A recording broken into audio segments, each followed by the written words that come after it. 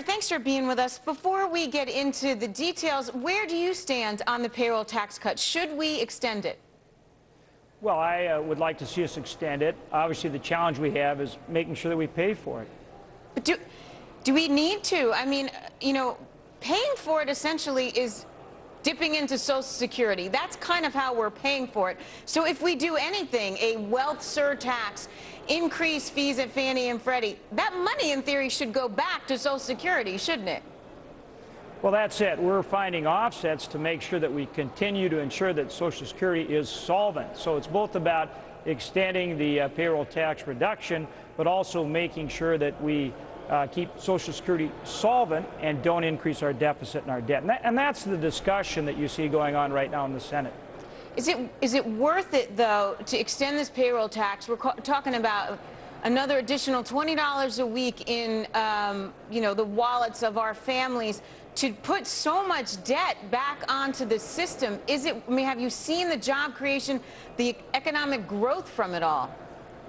Well, it's important, particularly in this tough economy, that we keep economic growth going and to help those that are struggling to make ends meet. But you're right, at the same time, we want to make sure that we're not increasing the deficit or the debt. So in both the House and the Senate, we're working to try to make sure we cover those bases in terms of getting this done. So part of the GOP plan is to reduce benefits or means test Medicare, which could mean reducing benefits or jacking up contributions. Do you think that's the right way to go? Well, we're talking about, for millionaires, not providing any subsidy for their Medicare premium. This would be only for somebody with more than $1 million. You're talking about making sure that they're not getting food stamps or unemployment benefits, and obviously that makes sense if you're somebody that's a millionaire. So that's the kind of, and that's only part of it. Also, we're talking about not filling some of the federal positions as we have attrition, not raising federal salaries for a period of time. So it's all those things together. And we're willing to look at other things too, but we're talking about making sure that this $120 billion is paid for. You know, on the flip side, we have the Democrats back to this millionaire surtax, 1.9%. Is that a no-starter for you? Well, they're talking about raising taxes again. And what we've said all along is that we should have tax reform. We should close the loopholes, and we should get revenue from economic growth. And really, we should have a comprehensive approach, not only tax reform like I've just described, but also reforming entitlements and then finding savings. We've got to get a grip on the spending. Yeah, overall tax reform is what we should be talking about. Speaking of economic growth, though, you introduced a bill last month that would require the administration to approve the Keystone Pipeline within the next 60 days. Now, the administration has put off even discussing it to 2013. You think you can get that through? This is going to be piggybacked onto the payroll tax deduction.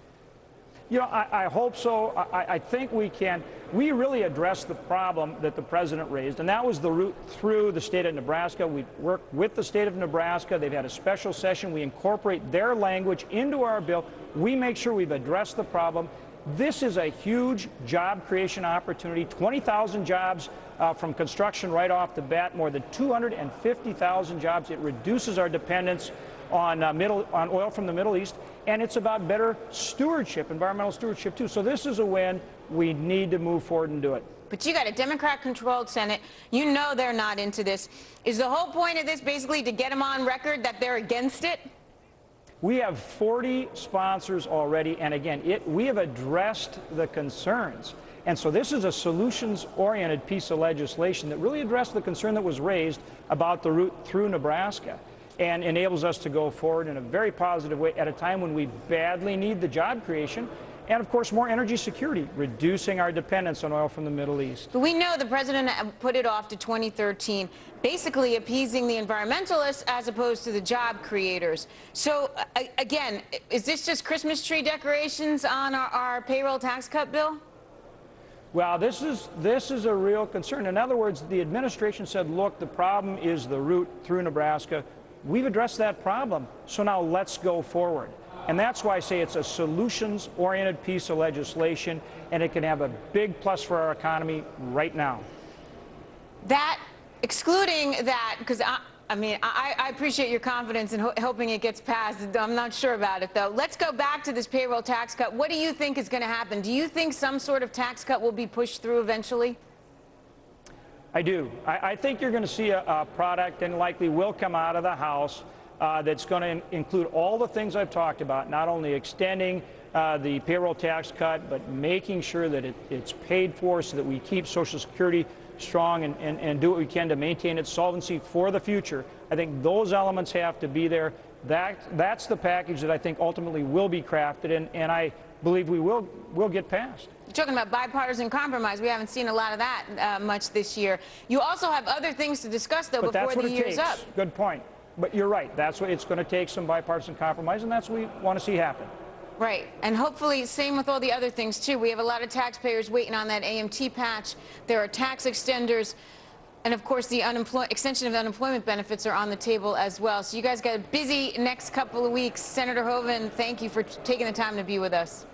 Thank you, Tracy. I appreciate it. Sure thing.